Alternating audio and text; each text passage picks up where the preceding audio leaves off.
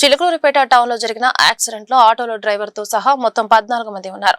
విజయవాడ నుండి బెంగళూరు వెళ్తున్న intercity travel bus accident అక్కడికక్కడే 5గురు చనిపోయారు. చికిత్స నిమిత్తం గుంటూరు జీజీహెచ్ తరలిస్తుండగా మరో 2 దారిలో చనిపోయారు. మిగిలిన 7గురు గుంటూరు జీజీహెచ్ లో చికిత్స పొందుతున్నారు.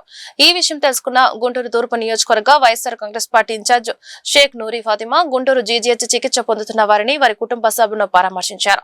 అనంతరం ఆమె మీడియాతో మాట్లాడారు. బస్సు డ్రైవర్ నిర్లక్ష్యం వల్లనే ఈ ప్రమాదం జరిగిందని 7గురు చనిపోవడానికి కారణమయ్యారని బాధితులు తెలిపినట్లు చెప్పారు.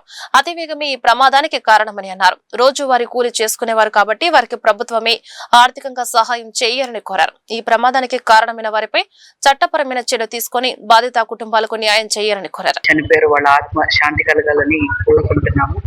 అలాగే ఇలాంటి ఘోరమైన ఎందుకంటే ఒక నిర్లక్ష్యం, ఒక డ్రైవర్ ఓవర్ స్పీడ్ వల్ల ఎక్కడైనా కూడా 4 వేస్ ఉన్న చోట లేకపోతే జంక్షన్స్ ఉన్న చోట చాలా జాగ్రత్తగా నడపాల్సిన బాధ్యత డ్రైవర్ మీద ఉంటే ఈ రోజు నిర్లక్ష్యంగా ఓవర్ స్పీడ్ గా నడిపి ఒక కుటుంబానికి సంబంధించిన ఒక ఇంటి పేరుకి సంబంధించిన బొంత అనే ఇంటి పేరు సంబంధించిన 4గురు, అలాగే ఇంకొక 2 చెరుకుపల్లి చౌకుపల్లి సంబంధించిన ఇంటి పేరు సంబంధించిన 2 చనిపోవడం జరిగింది.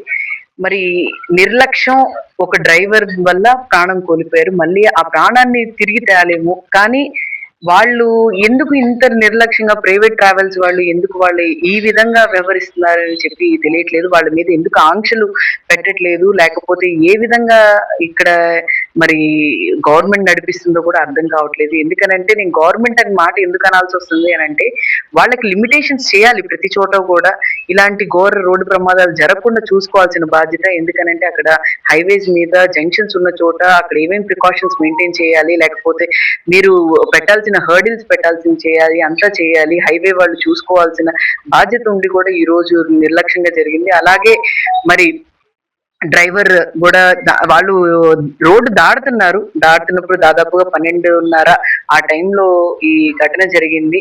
ఆ టైంలో అక్కడ దగ్గర ఉన్న వాళ్ళు వచ్చి చూసి వాళ్ళని తొందరగా స్పందించడం వల్ల కొన్ని ప్రాణాలైనా బతికినాయి.